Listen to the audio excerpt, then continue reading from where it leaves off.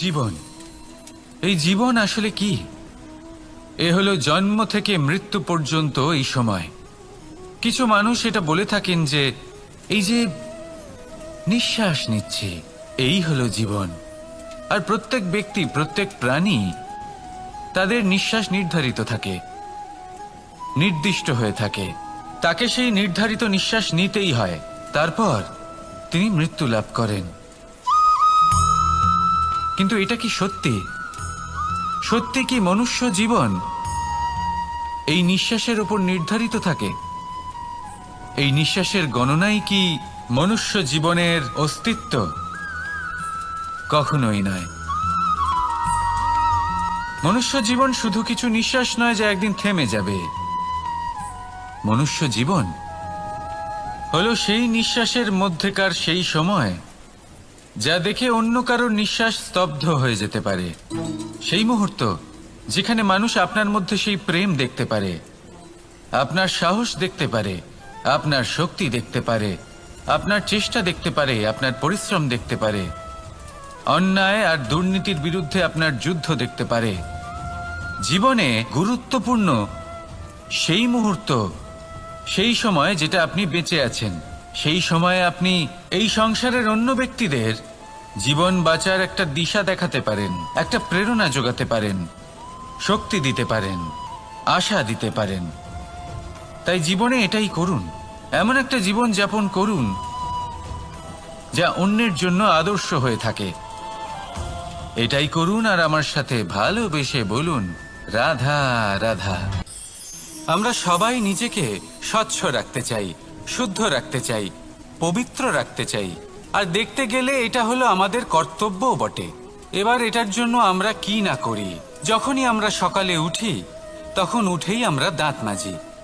দিনে যখনই আমরা সময় পাই, কিছু সুগন্ধি খাদ্য খাবার চেষ্টা করি যাতে আমাদের মুখ থেকে দুর্গন্ধ না আসে, বরং সুগন্ধ আসে। এই পা দুটো আমরা শুদ্ধ রাখার জন্য, পবিত্র রাখার জন্য যখনই আমরা বাড়ির বাইরে যাই, পাদুকা পায়ে দিয়ে যাই। আর যখন ফিরে আসি, আমরা জল দিয়ে পা ধুয়ে নিই। মনে রাখবেন, সেই ব্যক্তির মুখ হলো সব থেকে বেশি পবিত্র যে মুখ দিয়ে ঈশ্বরের নাম নেওয়া হয়, যার বাণী হলো অত্যন্ত শুভ, যা মানুষের পথ প্রদর্শন করে, যা মানুষকে শান্তি দেয়। যদি এই হৃদয়কে আপনি পবিত্র করতে চান, তাহলে মানবতাকে বুঝতে হবে, মানুষের দুঃখগুলিকে বুঝতে হবে, তবেই এই হৃদয় পবিত্র হবে। এই পা দুটো যদি আপনি পবিত্র করতে চান, তাহলে কোনো তীর্থস্থানে যান। ওখানে হয়তো আপনি জানেনও না যে কতজন সৎপুরুষ, কতজন মহাপুরুষ এসেছেন। তাদের চরণের ধুলো সেখানে পড়েছে, যা আপনার চরণ শুদ্ধ করে তুলতে পারে।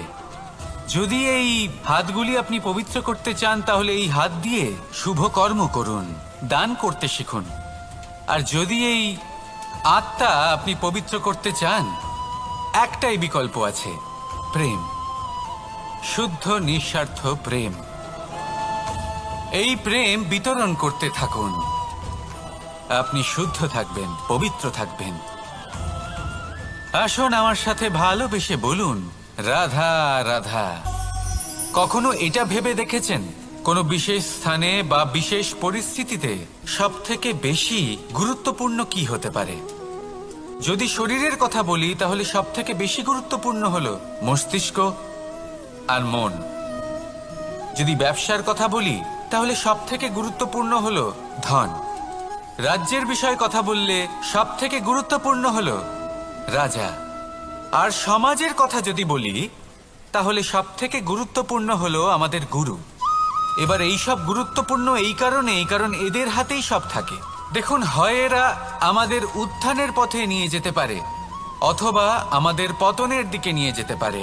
এবার যদি কোনো অসামান্য রাজা হন, যিনি কিনা সত্যবাদী, যিনি একজন ভালো রাজা, তাহলে তিনি সেই দেশকে, সেই রাজ্যকে বিকাশের পথে নিয়ে যাবেন, আর নয়তো অন্ধকারের পথে নিয়ে যাবেন। যদি এবার গুরুর কথা বলা হয়, তাহলে জেনে রাখুন, গুরু যদি শ্রেষ্ঠ হন, তাহলে সংস্কৃতির সর্বশ্রেষ্ঠ স্তরে উনি এই সমাজকে নিয়ে যাবেন। যদি গুরু পাখণ্ডী হন, লোভী হন, লালসাগ্রস্ত হন, তাহলে এই সমাজেও এই পাখণ্ডতা, এই লোভ, এই লালসাই প্রকাশিত হবে। ঠিক এইভাবেই জীবনে, মানুষের জীবনে প্রেমেরও এক গুরুত্বপূর্ণ স্থান রয়েছে। যদি মানুষের মনে প্রেম থাকে তাহলে ধরে নিন সে জীবিত রয়েছে, আর যদি না থাকে তাহলে সে মৃতই প্রায়।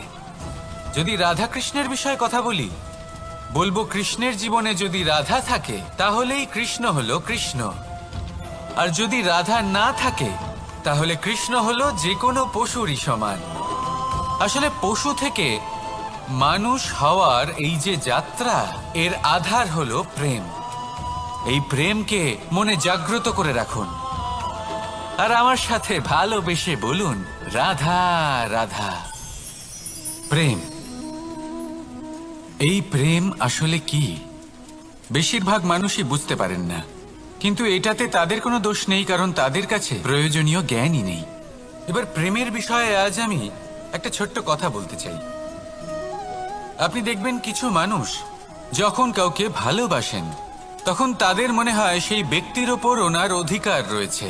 এবার সেই অধিকারের বোধে ফেঁসে গিয়ে নিজেই ক্রুদ্ধ হয়ে বসেন যে ও আমার কথা মনে করলো না, ওর স্মৃতিতে আমার কোনো স্থান নেই, ও আমার সাথে কথাই বলতে ভুলে গেছে, ইত্যাদি ইত্যাদি অনেক কারণ হতে পারে। আমি আপনাকে একটা প্রশ্ন করি, এই যে স্মৃতিগুলি, এটাই কি ভালোবাসা?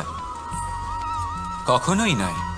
প্রেম তো হলো সেই আবেগ, সেই বোধ যা এক সুগন্ধিত ফুলের মতো আপনার জীবনকে, আপনার মনকে আনন্দিত করবে, প্রসন্নতার দ্বারা ভরিয়ে তুলবে। প্রেম হলো সেই বোধ। তাই যদি আপনি প্রেমকে বুঝতে চান তাহলে প্রেমের ভাবনাকে বোঝার চেষ্টা করুন। প্রেমকে যদি যাপন করতে চান তাহলে আবেগের দ্বারা যাপন করুন, স্মৃতির দ্বারা নয়। স্মৃতির কি আছে? আজ আছে, পরবর্তীকালে নাও থাকতে পারে। সময়ের সাথে এই স্মৃতি ফিকে হয়ে যেতে পারে, কিন্তু এই আবেগ তা চিরকাল মনের মাঝে থেকে যায়। তাই আসুন আর আমার সাথে ভালোবেসে বলুন, রাধা রাধা। রাজ্য, শাসন, সাম্রাজ্য, সংস্থাপনা, এগুলিকে সফল কখন বলা যেতে পারে? কোনো বুদ্ধিজীবী বলেন তখন যখন চারিদিকে শান্তি থাকে, কারোর মনে কোনো প্রশ্ন থাকবে না, শঙ্কা থাকবে না। কিন্তু আমার মনে হয় এটা অনুচিত। কোনো রাজ্যের পক্ষে বা কোনো শাসনকালে সবথেকে বড় সংকট তখন আসে যখন সবথেকে বেশি যোগ্য ব্যক্তি বা সবথেকে বেশি বিদ্বান ব্যক্তিও শুধু মুখদর্শক হয়ে বসে থাকেন। মনে প্রশ্ন আসতে থাকে কিন্তু জিজ্ঞেস করেন না, শঙ্কা উৎপন্ন হয় কিন্তু ব্যক্ত করতে পারেন না। এটা খুবই অনুচিত। এই যে প্রশ্ন, তা আসা খুব ভালো। এই প্রশ্ন অকারণে আসে না, কোনো সমস্যার কারণেই আসে। এই প্রশ্নের দ্বারা আপনি সেই সমস্যাগুলি দেখতে পাবেন যাতে আপনি এতদিন অনভিজ্ঞ ছিলেন। আর যত প্রশ্নের নিবারণ আপনি করবেন ততই আপনার রাজ্য, আপনার শাসন আরো শ্রেষ্ঠ হয়ে উঠবে। এই প্রশ্ন, এই শঙ্কা, এগুলো আপনাকে সমাধানের চূড়াতে অবশ্যই নিয়ে যাবে। সেই জন্য না প্রশ্ন করা অনুচিত, আর না শঙ্কা ব্যক্ত করা অনুচিত, আর না তিনি মূর্খ যিনি প্রশ্ন করেন, শঙ্কা ব্যক্ত করেন। তাই এনাদের কখনো দূরে করে দেবেন না, এনাদের নিজস্ব মতামত রাখতে দিন। যখন সবাই মিলে একমত হবেন তখন নিশ্চিত রূপে বলা যায় যে এই রাজ্য, এই শাসন, এই সংস্থাপনা সাফল্যের শিখরে রয়েছে। তাহলে আসুন আর আমার সাথে ভালোবেসে বলুন, রাধা রাধা। প্রকৃতি, নিয়তি কখনোই কারোর সাথে পক্ষপাত করে না, প্রত্যেককে জীবনদান দেয়, সমান সুযোগ প্রদান করে। এটা সেই ব্যক্তির উপরে নির্ভর করে যে সে কিভাবে তার থেকে লাভবান হয়ে উঠবে। তার নির্বাচনের উপর নির্ভর করে, তার দৃষ্টিভঙ্গির উপর নির্ভর করে যে সে কতটা ধনাত্মক বা কতটা নেতিবাচক। দুই ধরনের মানুষ হন। এমন কিছু মানুষ হন যারা প্রত্যেক পরিস্থিতি, প্রত্যেক সমস্যা এবং বিপদে সুযোগ খুঁজে বের করেন। আর কিছু এমন মানুষ রয়েছেন যারা যে কোনো সুযোগে কোথাও না কোথাও থেকে একটা সমস্যা খুঁজে বের করেন। এবার আপনি কি চান? আপনি সুযোগ চান, তাহলে সুযোগ পাবেন। আপনি সমস্যা পেতে চান, সমস্যা তো আপনি চাইলেই খুঁজে পাবেন। চয়ন আপনারই যে আপনি কতটা ধনাত্মক থাকতে চান, কতটা নেতিবাচক থাকতে চান। ধনাত্মক থাকুন, জীবনে সব কিছু সম্ভব হবে। আসুন আর আমার সাথে ভালোবেসে বলুন রাধা রাধা। যখনই আমরা কথা বলি জলরাশির বিষয়ে, যখন আমরা তুলনা করি, তখন আমাদের খুব ভালো লাগে মিষ্টি সরোবর, পুকুর, নদী। আর আমরা অপেক্ষা করে থাকি সাগরের জন্য, সমুদ্রের জন্য। কেন করি? কারণ এই সাগর, এই সমুদ্র, এ হলো অত্যন্ত বিশাল আর ভয়ানক। এর জলও কিন্তু নোনতা, যা আমরা পান করতে পারি না। কখনো ভেবে দেখেছেন এই সমুদ্রের অন্তরে এই নোনতা জল, এই নোনতা ভাব, এটা আসে কোত্থেকে? এই যে সমুদ্র, যে প্রবাহমান নদীর থেকে যে খনিজ নির্গত হয়, তার ভান্ডার হলো এটা। সেই খনিজকে নিজের অন্তরে গ্রহণ করে, সেই নোনতা ভাব নিজের মধ্যে সমাহিত করে, আর তারপর সেই নোনতা জল বাষ্পে পরিণত হয়ে ওপরে উঠে যায়, যা মেঘ হয়ে আপনার ওপর মিষ্টি বৃষ্টি হয়ে ঝরে পড়ে। এ হলো সমুদ্রের ত্যাগ, যার জন্য আপনি মিষ্টি জল পান করতে পারছেন, সে নদী থেকেই হোক বা সরোবর থেকে। সেই জন্যই হয়তো সাগর হলো এত মহান, হয়তো সেই জন্যই রত্ন সাগরে পাওয়া যায়। তাই মনে রাখবেন, ক্ষমতা তারই হয় যে ত্যাগ করতে জানে, কোনো বিষকে নিজের মধ্যে ধারণ করে নিতে জানে। তাহলে আপনিও এটাই করুন, এতটাই শক্তিশালী হয়ে উঠুন, আর আমার সাথে ভালোবেসে বলুন রাধা রাধা। বৃষ্টির ফোঁটা কত ছোট, কিন্তু সাগর কত বড়, হিমখণ্ড কত ছোট, হিমালয় কত বড়। কত পার্থক্য আছে দেখুন, দশরথ পুত্র রাম আর শ্রীরাম। দেখুন, একটা ফোঁটা একসাথে মিলিত হয়ে তখন এই বিশাল সাগর তৈরি হয়। সকল হিমখণ্ড যখন একসাথে মিলিত হয় তখন এই বিশাল মহান হিমালয় গঠিত হয়। সেইভাবেই একটা ছোট্ট বনবাস দিয়ে শুরু হয়েছিল একটা যাত্রা, রাম থেকে শ্রীরাম হবার পথে, মর্যাদা পুরুষোত্তম হবার জন্য। কিন্তু এর থেকে আপনি কি শিখলেন? বিন্দু আসলে মহান নয়, মহান হলো সাগর। হিমখণ্ড মহান নয়, মহান হলো হিমালয়। অর্থাৎ কোনো মহান কাজ করার জন্য বা মহান হবার জন্য আপনাকে আরম্ভ করতে হবে ছোট থেকে। একটা অত্যন্ত সরল কিন্তু একটা গুরুত্বপূর্ণ কথা আমি আপনাকে বলতে চাই। দেখুন, আরম্ভ করার জন্য প্রথমেই আপনার মহান হবার কোনো প্রয়োজন নেই, কিন্তু হ্যাঁ, মহান হবার জন্য প্রথমে আরম্ভ করা অত্যন্ত প্রয়োজনীয়। আপনি যদি শুরুই না করেন তাহলে কখনো মহান হতেই পারবেন না। প্রকৃত নিষ্ঠা দ্বারা আরম্ভ করুন। আপনার পদক্ষেপ, আপনার কর্ম যতই ক্ষুদ্র হোক না কেন, তা করতে থাকুন, নিরন্তর চেষ্টা করতে থাকুন। তারপর দেখবেন এই যে মহানুভবতা নিজে পথ চলে আপনার কাছে আসবে। তাই আপনি এটাই করুন আর আমার সাথে ভালোবেসে বলুন রাধা রাধা। কোনো প্রাণী, মানুষ অত্যন্ত চঞ্চল হয়, একদম জলের মতো। জলও অত্যন্ত চঞ্চল, অত্যন্ত উৎসুক। জল সবসময় উৎসুক হয়ে থাকে আকাশের কাছে যাবার জন্য। সেই জন্য সে নিজেকে জ্বালায়, বাষ্প হয়, আর আকাশে পৌঁছে মেঘে সমাহিত হয়ে যায়। তারপর সেই জল উৎসাহিত হয়ে থাকে যে ও কবে বৃষ্টির ধারা হয়ে মাটিতে ঝরে পড়বে। প্রখর বায়ুর বেগ সহ্য করে, তারপর মাটিতে ঝরে পড়ে। এটা জল কিভাবে করতে পারে? তার উত্তর হলো এটাই যে জল যাত্রার উদ্দেশ্য আর মাহাত্ম্য বুঝতে পারে। আর সত্যি বলতে এই যাত্রা কিন্তু অত্যন্ত গুরুত্বপূর্ণ। দুর্ভাগ্যজনক বিষয় হলো এটাই যে মানুষ, তার নিজেরও একটা যাত্রা থাকে, কিন্তু সে তার মাহাত্ম্য, তার উদ্দেশ্য বুঝতেই পারে না। সে শুধু ব্যস্ত হয়ে থাকে লক্ষ্য প্রাপ্তির দিকে, কিন্তু জীবনের যে আসল সুখ রয়েছে তা এই যাত্রার মধ্যেই লুকিয়ে রয়েছে। সেই জন্য এই যাত্রা যাপন করতে শিখে নিন, এর আনন্দ উপভোগ করতে শিখে নিন। কারণ যে ব্যক্তি এই যাত্রায় আনন্দ নিতে শিখে যান, আনন্দ উপভোগ করতে শিখে যান, সে নিজের লক্ষ্যে নিশ্চিত রূপে পৌঁছে যান। তাই নিজের এই যাত্রার প্রত্যেক মুহূর্ত উপভোগ করতে থাকুন আর এই আনন্দ সহকারে বলুন, রাধা রাধা। কথোপকথন অত্যন্ত গুরুত্বপূর্ণ। এটা প্রত্যেক সম্পর্কের জন্য, বরং জীবনের জন্য অত্যন্ত গুরুত্বপূর্ণ। যদি কথোপকথন না হয় তাহলে আপনি অপর মানুষকে বুঝবেন কি করে, বা উনি আপনাকে বুঝবেন কি করে? এবার কথোপকথনের দুটি পদ্ধতি থাকে। প্রথম হলো আপনি সামনের মানুষের কথাটা বুঝতে চাইলেন। দ্বিতীয় পদ্ধতি, আপনি নিজের কথা সামনের মানুষকে বোঝাতে চাইলেন। বেশিরভাগ সময় এটা হয় যে এই কথোপকথন ঝগড়াতে পরিণত হয়। কেন এমন হয়? কারণ না আমরা নিজের কথা সামনের মানুষকে বোঝাতে পারি, না সামনের মানুষ আমাদের বুঝতে পারেন। এটা কেন হয়?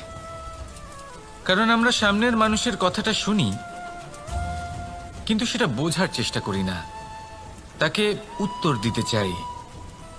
জীবনে সামনের মানুষের কথা শুনুন তাকে বোঝার জন্য, দেখবেন সব ভালো হয়ে যাবে।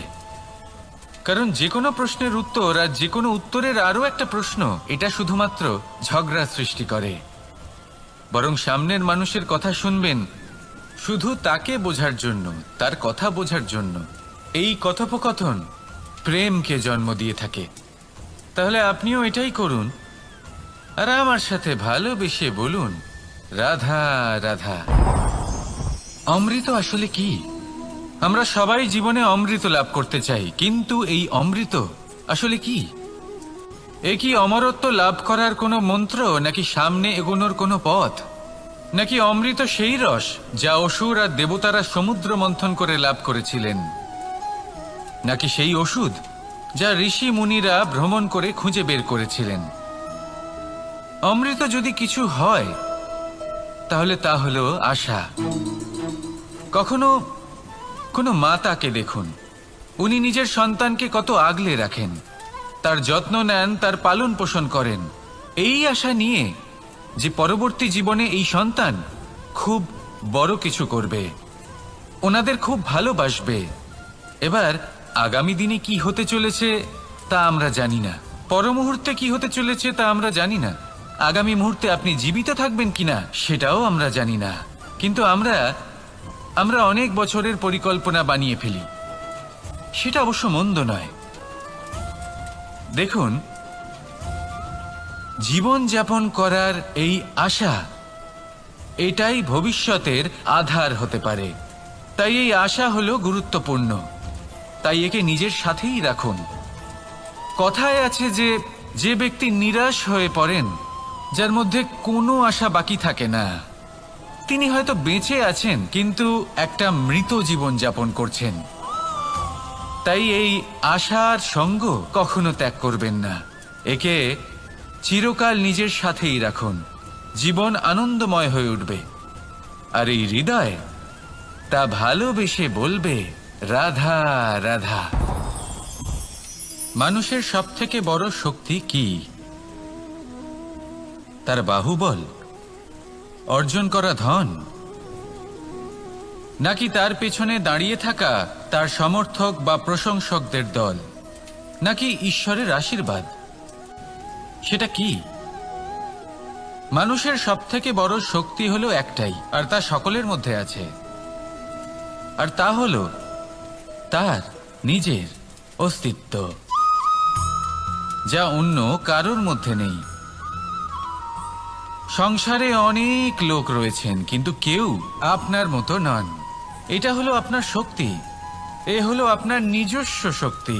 দুর্ভাগ্যবশত বেশিরভাগ মানুষ এটা বুঝতে পারেন না, নিজের শক্তিকে চিনতে পারেন না। কিন্তু যদি আপনি চিনতে পারেন, তাহলে আপনি নিজের অন্তরে অনুভব করবেন একটা অসীম শক্তির অস্তিত্ব। যে সাফল্যের পথে আপনি চলছেন, আপনি দেখবেন যে এই সাফল্যের দ্বার নিজে থেকেই খুলে গেছে। শুধু প্রয়োজন হলো নিজের এই শক্তিকে চিনে নেবার, নিজের এই বিশেষত্বকে বোঝার। কারণ এই যে আপনার বিশেষত্ব, এ কোনোদিনও আপনার থেকে দূরে চলে যাবে না, চিরকাল আপনার সাথে জড়িত থাকবে। যদি আমি বাহুবলের কথা বলি, সময়ের সাথে সেটা চলে যাবেই। যদি কথা বলি অর্জিত ধনের, তাহলে সময়ের সাথে সেটাও চলে যাবে। মিত্র, পরিবার, বন্ধু, আশীর্বাদ, এই সব কিছু আপনার থেকে দূরে চলে যেতে চলেছে, সেটা আপনিও জানেন। কিন্তু এই যে আপনার অস্তিত্ব, আপনার বিশেষ শক্তি যা শুধু আপনার সাথে আছে, তা চিরকাল আপনার সাথেই জুড়ে থাকবে। দরকার হলো শুধুমাত্র এটা চিনে নেওয়ার, নিজের উপর বিশ্বাস রাখার আর জীবনে এগিয়ে চলার। আপনি যদি এটা করেন, তাহলে সবাই এটা দেখে আপনার থেকে শিক্ষা নেবেন। তাহলে এটাই করুন আর আমার সাথে ভালোবেসে বলুন, রাধা রাধা। জীবনে অনেক সময় আমরা সমস্যার জালে এমন ভাবে জড়িয়ে পড়ি যে আমরা বুঝতেই পারি না যে আমাদের কি করা উচিত, কার সাহায্য চাইবো, কার সাথে দেখা করব, বুঝতেই পারি না। অনেক সময় এমন হয় যে সমস্যা আমাদের থেকে শুরু হয় না, অন্য কারোর থেকে শুরু হয়। অনেক সময় এই সময় এমন খেলা খেলে যে আপনি সেই সমস্যায় ফেঁসে যান। কিন্তু সমস্যা যেখান থেকেই শুরু হোক না কেন, সেই সমস্যার সমাধান আপনাকে করতেই হবে। অনেক সময় মানুষ এমন বলেন, আমার অতীত এত বাজে, সেটা শুধরে কি হবে। এই ভুলটাই তারা করে বসেন। দেখুন, আগে যা হয়ে গেছে, যা শুধুই অতীত, যা সত্য তা কখনো বদলানো যাবে না। কিন্তু এটাও সত্যি যে এখন থেকে সামনের যে পথ, সেটাও আপনার হাতে রয়েছে। আপনি একে ভালোও বানাতে পারেন, খারাপও বানাতে পারেন। তাই আপনার এটা শুধরে নেওয়াই উচিত। কারণ মানুষ আসলে তার নিজের অতীতকে নয়, তার বর্তমানকে প্রভাবিত করতে পারে। এই বর্তমানই পরবর্তীকালে অতীত হবে, যা আপনি শুধরে নিতে পারেন। তাই আপনি সেই চেষ্টাই করুন, নিরন্তর চেষ্টা করুন। ধন্যাত্মক দৃষ্টিভঙ্গি নিয়ে নিজের বুদ্ধি প্রয়োগ করুন, সাহসের সদ্ব্যবহার করুন, যাতে আপনার আগামী সময় আপনি আরো ভালো করে তুলতে পারেন। আপনার সমাপ্তি আর সমাপ্তির পথে এই যাত্রা, তাকে আপনি সুখময় করে তুলতে পারেন। তাহলে এটাই করুন আর আমার সাথে ভালোবেসে বলুন, রাধা রাধা। আমাদের এই বর্তমান আর ভবিষ্যৎকে সুন্দর করার উপায় কি? কেউ বলবেন, আজ নিরন্তর পরিশ্রম করতে থাকো, কর্ম এবং চেষ্টা করতে থাকো। তার থেকেও বেশি গুরুত্বপূর্ণ কিছু আছে, বিগত অতীতের সাথে শান্তি স্থাপনা করা। কারণ অনেক সময় আপনার এই অতীত আপনাকে সামনে অগ্রসর হতেই দেয় না। আর অতীতের এই বিতৃষ্ণা যদি আপনি ভুলতে না পারেন, তাহলে বর্তমানের এই মিষ্টি সুখ আপনি কিভাবে উপভোগ করবেন, ভবিষ্যৎকে কিভাবে সুন্দর বানাবেন? তাই এই অতীতকে ভুলে যান, এর থেকে যা শিক্ষা প্রাপ্ত করার করে নিন, আর বর্তমান এবং ভবিষ্যৎকে আরো সুন্দর করে তুলুন। আর আমার সাথে ভালোবেসে বলুন, রাধা রাধা। কথায় আছে যে নিজে করে দেখো, নিজে অভিজ্ঞতা প্রাপ্ত করো, নিজে শেখো, নিজে জানো। এতে কোনো কিছুই অনুচিত নেই। দেখুন, এমন নতুন কিছু করা যা আজ পর্যন্ত কখনো কেউ করেননি, তার থেকে যে অভিজ্ঞতা আসবে তা না শুধু আপনার জন্য বরং সবার জন্য লাভদায়ক হবে। যারা আপনাকে দেখে শিখছেন তাদেরও এতে লাভই হবে। কিন্তু সমস্যা কোথায় উৎপন্ন হয় সেটা আমি আপনাকে বলি। আমাদের জীবনকাল এতটাও বড় নয় যে প্রত্যেক কাজ করে আমরা অভিজ্ঞতা দ্বারা কিছু শিখতে পারবো। এবার ধরুন, এই যে আগুন গরম হয়, এটা জানার জন্য সংসারের প্রত্যেক মানুষকে আগুনে হাত দেওয়ার কোনো প্রয়োজন নেই। সংসারে অনেক লোক রয়েছেন, অনেক মহাপুরুষ ছিলেন, বিদ্বান লোক ছিলেন, বুদ্ধিমান লোক ছিলেন, যাদের অভিজ্ঞতা দ্বারা আমরাও শিখতে পারি। ওনাদের জীবনকে দেখে আমরাও অভিজ্ঞতা লাভ করতে পারি। যদি এটা করেন তাহলে জীবন আরো কিছুটা সরল হয়ে যাবে। নয়তো আমাদের কাছে তো বিকল্প রয়েছেই। আগুনে হাত দিয়ে দেখুন, সমুদ্রে ঝাঁপ দিয়ে দেখে নিন, অনেক বিকল্প রয়েছে। সিদ্ধান্ত আপনারই। তাই সঠিক সিদ্ধান্ত নিন আর আমার সাথে ভালোবেসে বলুন, রাধা রাধা। জীবনে যখনই আমাদের সামনে কোনো সংকট আসে, তখন আমাদের সামনে দুটো পথ খোলা থাকে। প্রথম পথ ভয়ভীত হয়ে যাওয়া, দ্বিতীয় পথ সাহসের সাথে তার সম্মুখীন হওয়া।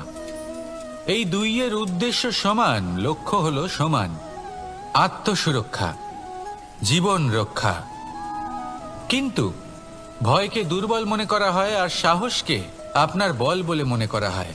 কারণ হলো এটাই যে ভয় তা হলো শুধুমাত্র একটা প্রতিক্রিয়া, আর সেইখানে সাহস এটা হলো একটা নিশ্চয়, একটা প্রতিবদ্ধতা। আর যদি সাহসের সাথে আপনি সংকটের সম্মুখীন হন, তাহলে হয়তো সেই সংকট আপনি চিরকালের মতো দমন করতে পারবেন। কারণ বিপদ যখন আসে তখন সর্বপ্রথম আমাদের দ্বন্দ্ব হয় এখানে, মনে।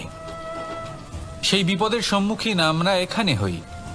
যদি এই হৃদয়কে, এই মনকে আপনি সাহসী করে তুলতে পারেন, তাহলে তাতে কখনো ভয় আসবে না।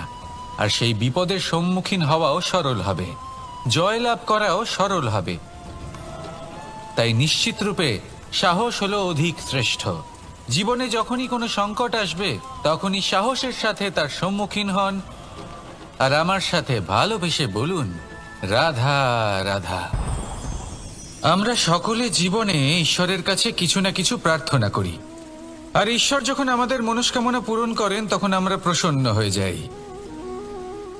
কিন্তু যখন ঈশ্বর আমাদের মনস্কামনা পূর্ণ করেন না, তখন আমরা ভাবি, সন্দেহ করি যে সত্যি ঈশ্বর আছেন। আপনাকে একটা কথা বলি, আপনি যদি ঈশ্বরের সম্মুখে নিজের ইচ্ছে বা মনস্কামনা রাখেন আর ঈশ্বর তা পূরণ করেন, তার অর্থ হলো ঈশ্বর এটা জানেন যে আপনার তার প্রয়োজন রয়েছে। কিন্তু যদি আপনি কামনা করেন আর তা পূর্ণ না হয়, তাহলে শুধু এটা মনে রাখবেন যে ঈশ্বর সেই সব দেখতে পান যা আপনি দেখতে পাচ্ছেন না। দ্বিতীয় কারণ হলো এটা, ঈশ্বর এটা খুব ভালো করে জানেন যে যে ইচ্ছে আপনি রাখছেন, সেই ইচ্ছে আপনি নিজের জোরে পূর্ণ করতে পারেন। তাই যদি আপনার ইচ্ছে ঈশ্বর পূর্ণ করেন, তাকে ধন্যবাদ জানান। আর যদি উনি আপনার ইচ্ছে পূর্ণ না করেন, তাহলে আরো ধন্যবাদ জানান। কারণ হয় উনি আপনার মঙ্গল চাইছেন, বা উনি আপনাকে ততটাই যোগ্য বলে মনে করছেন যে আপনি নিজেই নিজের ইচ্ছে, নিজের স্বপ্ন পূরণ করতে পারবেন। নিজের কর্ম করতে থাকুন, জীবনের সামনে এগোতে থাকুন, আর আমার সাথে ভালোবেসে বলুন, রাধা রাধা। একটা গাই আর একটা বাছুরের মধ্যে কেমন সম্পর্ক থাকে? একটা গাই নিজের বাছুরকে ডাকে, আর সেই বাছুর হাজার হাজার গাইয়ের মধ্যে থেকেও নিজের মাকে চিনতে পেরে যায় আর নিজের মায়ের সাথে এসে জড়িয়ে পড়ে। আর কিছুটা ঠিক এরকমই সম্পর্ক হলো আপনার কর্ম এবং আপনার কর্মফলের মধ্যে। আপনি যেমন কর্ম করবেন, আপনার কর্ম আপনার কর্মফলকে ডাক দেবে, আর আপনার কর্মফল কোথাও না কোথাও থেকে আপনাকে খুঁজতে খুঁজতে এসে আপনার সাথে জড়িয়ে পড়বে। তাই উচিত এটাই হবে যে আপনি সৎকর্ম করুন। কারণ ঈশ্বর যদি আপনাকে আপনার ভুলের জন্য ক্ষমা করেও দেন, আপনার কর্ম কিন্তু করবে না। তাই যদি আপনি দুষ্কর্ম করতে চলেছেন, তাহলে আপনি প্রস্তুত থাকুন। আর যদি আপনি শুভ কর্ম করতে চলেছেন, তাহলেও আপনি প্রস্তুত থাকুন। আপনার কর্ম যেমন হবে, তেমন ফল আপনার কাছে নিজে থেকেই চলে আসবে। আজ না হোক কাল, কাল না হোক অন্য কোনো সময়, অবশ্যই আসবে। আসুন আমার সাথে ভালোবেসে বলুন, রাধা রাধা। আম এবং নিম, এই দুই যে যার স্থানে অত্যন্ত বিশেষ, অত্যন্ত শ্রেষ্ঠ। আম আমাদের শক্তি বাড়ায়, আর অন্যদিকে নিম রোগের সাথে লড়াই করার আমাদের ক্ষমতা বাড়ায়। এবার আম অত্যন্ত মিষ্টি হয় আর নিম অত্যন্ত তিক্ত। তাই এই কারণে কি নিমের নিরাশ হওয়া উচিত বা নিজেকে ঘৃণা করা উচিত? তার স্বাদ তিক্ত? কখনোই নয়। দেখুন, নিম তিক্ত, এতে নিমের কোনো দোষ নেই। দোষ হলো জিহ্বার, যে মিষ্টি পছন্দ করে, তিক্ত পছন্দ করে না। কিন্তু যদি আপনি নিজের জীবনে নিমের প্রয়োগ না করেন, তাহলে আপনার রোগ প্রতিরোধ ক্ষমতা বাড়বেই না। তাই নিম হলো অত্যন্ত গুরুত্বপূর্ণ। এর থেকে আপনি কি শিক্ষা পেলেন? এটাই যে জীবনে কখনো অন্য কারোর মাপকাঠি দ্বারা নিজেকে পরখ করবেন না। আপনার যোগ্যতা, আপনার বিশেষত্ব, আপনার গুণ, অপগুণ, এই সব কিছু আপনি নিজে বুঝে নিন, সেটাই যথেষ্ট। আসুন আর আমার সাথে ভালোবেসে বলুন, রাধা রাধা। আপনি কি কখনো কুয়ো থেকে কাউকে জল বের করতে দেখেছেন? একটা পাত্রকে দড়ি দিয়ে বাঁধা হয়, তারপর তাকে কুয়োতে ফেলা হয়, টেনে তুলতে হয়, তবেই জল পাওয়া যায়। খুব সহজ ব্যাপার। কিন্তু কখনো এটা ভেবে দেখুন, কুয়োতে পাত্র ফেলার পরে যদি পাত্র সোজা হয়ে থাকে তাহলে তা জলে প্রবেশ করতেই পারবে না। না জল সেই পাত্রে প্রবেশ করতে পারবে, সেই পাত্রকে নত হতে হবে, তবেই জল সেই পাত্রে প্রবেশ করবে, তবেই টেনে আনলে সেই জল আপনার তৃষ্ণা নিবারণ করবে। আর এর মধ্যে জীবনের একটা মূল্যবান শিক্ষা লুকিয়ে রয়েছে, এমন এক শিক্ষা যা সংসারের প্রত্যেক মানুষের জন্য গুরুত্বপূর্ণ। আর সেই শিক্ষার নাম হলো বিনম্রতা। সংসারে প্রত্যেক মানুষের বিনম্র হওয়া উচিত। আপনি নিজেকে বিনম্র করে তুলুন, আপনি বড়দের আশীর্বাদ লাভ করবেন, সাফল্যের মুখও দেখতে পাবেন। আপনি যদি বিনম্র না হন তাহলে কিছুই টিকবে না। সেই জন্য বিনম্র থাকুন আর আমার সাথে ভালোবেসে বলুন, রাধা রাধা। বর্ষার ঋতু যখনই আসে আনন্দ এবং উচ্ছ্বাসে মন ভরিয়ে তোলে। কখনো আপনি এটা ভেবে দেখেছেন যে এই বর্ষা যা আমাদের মনকে উচ্ছ্বাসে ভরিয়ে তোলে, সে নিজে কতটা পরিশ্রম করার পরে আমাদের কাছে আসে? নদী হোক, সরোবর হোক, সমুদ্র হোক, তাকে সূর্যের তাপ সহ্য করতেই হয়, বাষ্প হয়ে আকাশে উড়ে যেতেই হয়, আকাশে গিয়ে কঠোর শীতলতার সম্মুখীন হতেই হয়, সেই ঠান্ডা সহ্য করতেই হয়। আর তারপর এই বর্ষা আমাদের গায়ে ঝরে পড়ে, কারোর তৃষ্ণা নিবারণ করে, আবার কাউকে আশ্বাস দিয়ে যায়। সেইভাবে জীবনে যদি আমাদের কোনো বড় কাজ করতে হয় তাহলে আমাদের কঠোর এবং নিরন্তর পরিশ্রম করতেই হবে। আর যে ব্যক্তি এই পরিশ্রম করার পরেও কোনো একটি নির্দিষ্ট স্থানে পৌঁছে যাবার পরেও বিনম্র থাকেন, সেই ব্যক্তি অমরত্ব লাভ করেন। তিনি হলেন সেই ব্যক্তি যাকে সমগ্র সংসার ভালোবাসেন। তাহলে সবসময় মনের মধ্যে বিনম্র ভাব বজায় রাখুন আর আমার সাথে ভালোবেসে বলুন, রাধা রাধা। কোনো এক বস্ত্রে যদি ছোট্ট একটা ছিদ্র উৎপন্ন হয় আর যদি আমরা তার দিকে নজর না দিই তাহলে সময়ের সাথে সমগ্র বস্ত্র ছিঁড়ে যায় আর কোনো কাজে আসে না। যদি কোনো একটা নৌকাতে ছোট্ট একটা ছিদ্র উৎপন্ন হয় তাহলে সময়ের সাথে পুরো নৌকাই জলে ডুবে যায়।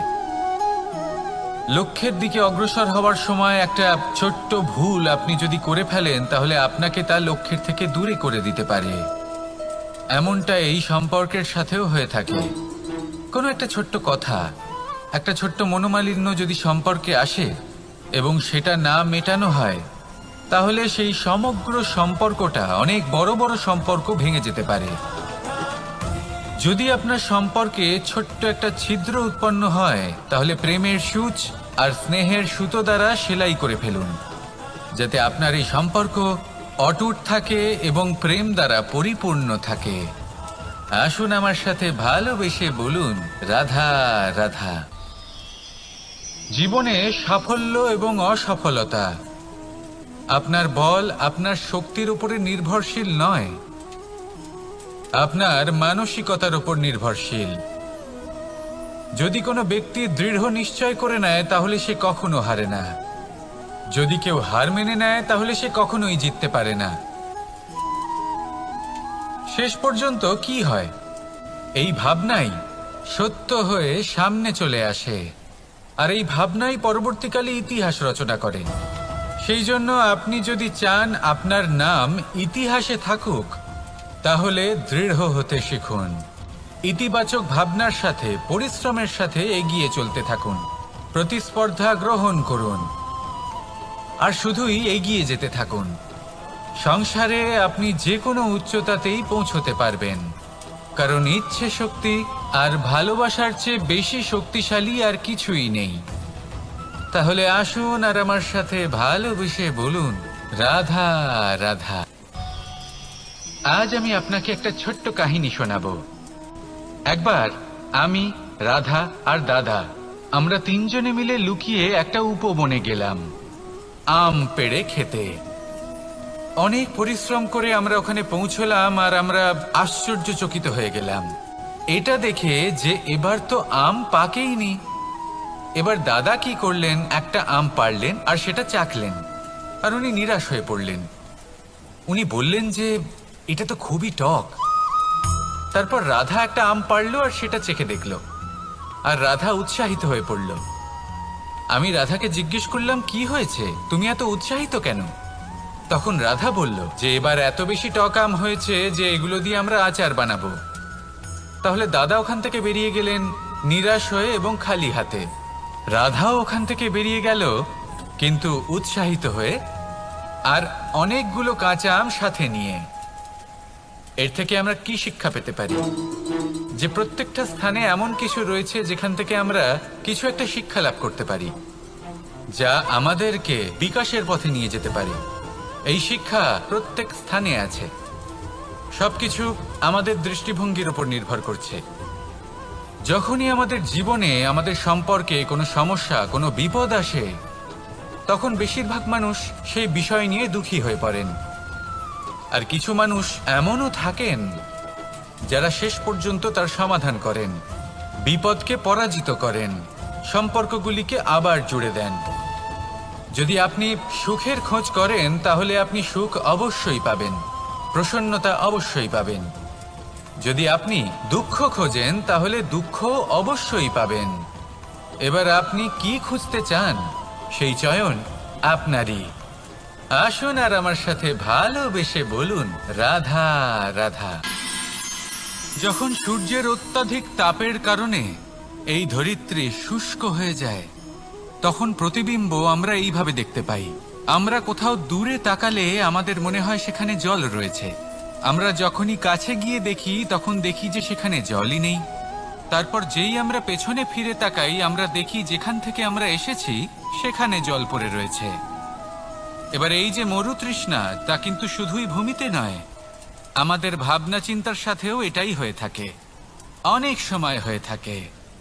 যে ব্যক্তি জল লাভ করার আশায় বসে থাকে সে কখনোই জল লাভ করতে পারে না। কিন্তু যে ব্যক্তি জল লাভ করার আশায় নিরন্তর পরিশ্রম করতে থাকে, ঘাম ঝরায়, সেই ব্যক্তি কোনো মরুভূমিতেও জল লাভ অবশ্যই করে। জীবনে যদি আমরা বড় কিছু লাভ করতে চাই তাহলে নিরন্তর পরিশ্রম করতেই হবে।